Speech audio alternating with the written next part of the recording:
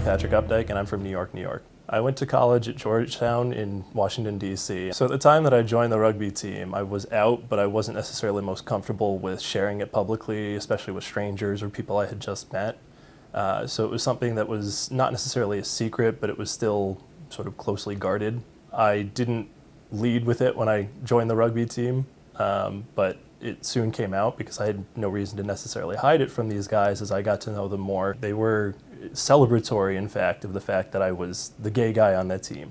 And I mean, to the point where they are still some of my good friends these days. So from that point on, I felt a lot more comfortable being myself in public settings. So shortly after college, I started working for Merrill Lynch in Washington, D.C., and I had a mentor there who was in charge of a lot of Bank of America's LGBTQ outreach. I got invited to attend a Lambda Legal event, and Lambda Legal is an organization that does LGBTQ and HIV legal advocacy. I hadn't really had many opportunities to interact with LGBTQ professionals.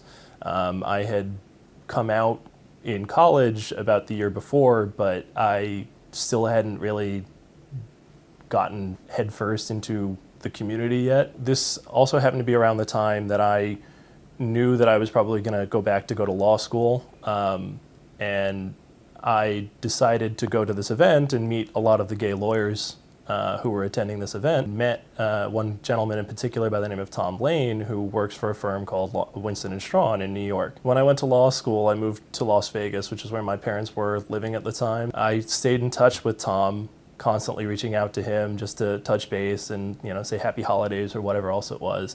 I essentially was asking him to hire me, and he kept postponing it, saying usually the firm doesn't hire first-year law students, which is typically the practice for large law firms. As it happened, another firm ran it. Basically, some attorneys from this other firm ended up joining Winston & Strawn.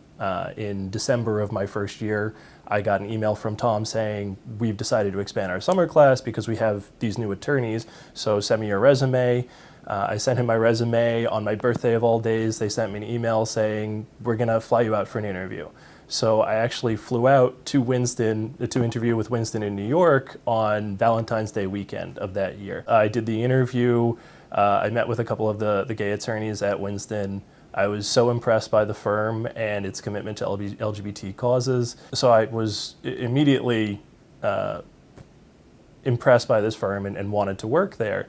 And then the waiting came. So I went back to Las Vegas and was in class waiting and starting to make myself crazy, waiting for a decision.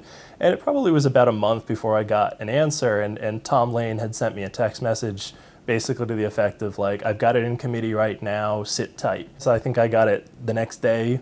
And as a result, I was allowed to join the firm in New York. I had some family members that were a bit concerned about me self-identifying or doing LGBTQ networking, just because they were afraid that it might either pigeonhole me or put a target on my back and give somebody a reason to discriminate against me. Ultimately, I decided to still embrace it, both have it on my resume and to continue with LGBTQ networking.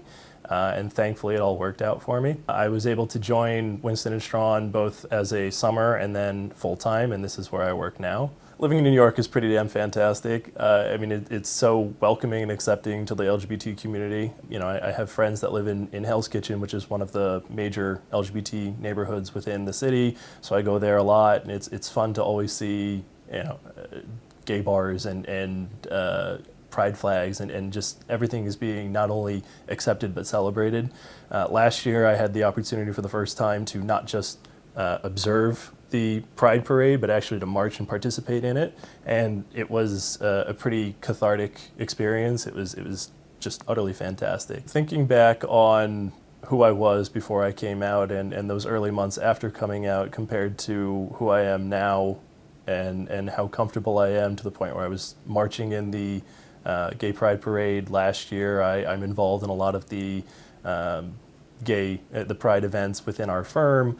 I almost probably wouldn't recognize myself back then. It is staggering to think about just how much I have changed over those years, and I'd say in large part it was thanks to supportive friends, just the snowball effect essentially of confidence, finding friends that not only accepted me but celebrated me, finding work opportunities that, again, not only accepted me but celebrated me, and finding just support wherever I could, whether it was with my family, my friends, my LGBT community, within the firm, anywhere I possibly could.